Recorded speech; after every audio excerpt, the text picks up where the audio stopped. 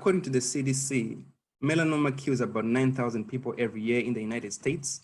And this is mainly due to late diagnosis through the invasive cut-and excision biopsies.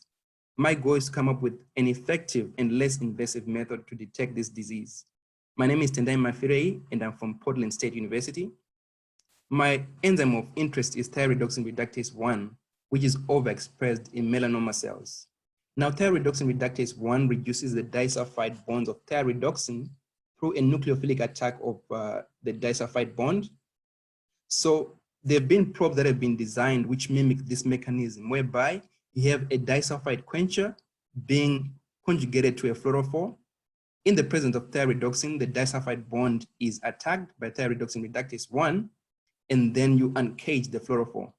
But these probes have slow reaction times and high Km values, therefore they are not very effective for the detection of melanoma.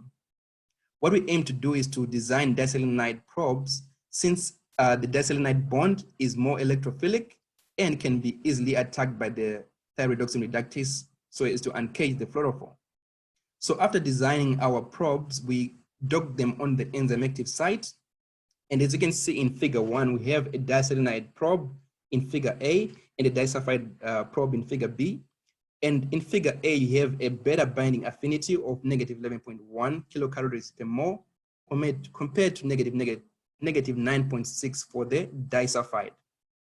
After having done this, we synthesized our probes, and in the presence of thioredoxin reductase 1, we managed to get a fluorescence for our diselenide probe, going from colorless to a yellow fluorescent color. We also tested our probes in cells, lung adenocarcinoma cells, and we got fluorescence both for the diselenide and the disulfide probe, but the diselenide probe gave us a greater fluorescence compared to the disulfide. We also inhibited thioredoxin reductase 1 using dinidochlorobenzene, and this shows that this fluorescence is mainly due to thioredoxin reductase 1 and not other species in the cells.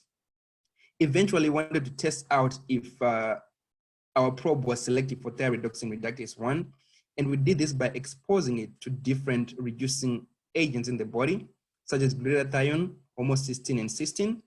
And as you can see in figure 6, there was a significant fluorescence only with thioredoxin reductase 1, whereas other species gave us minimal fluorescence. Therefore, our probes are selective for thioredoxin reductase 1.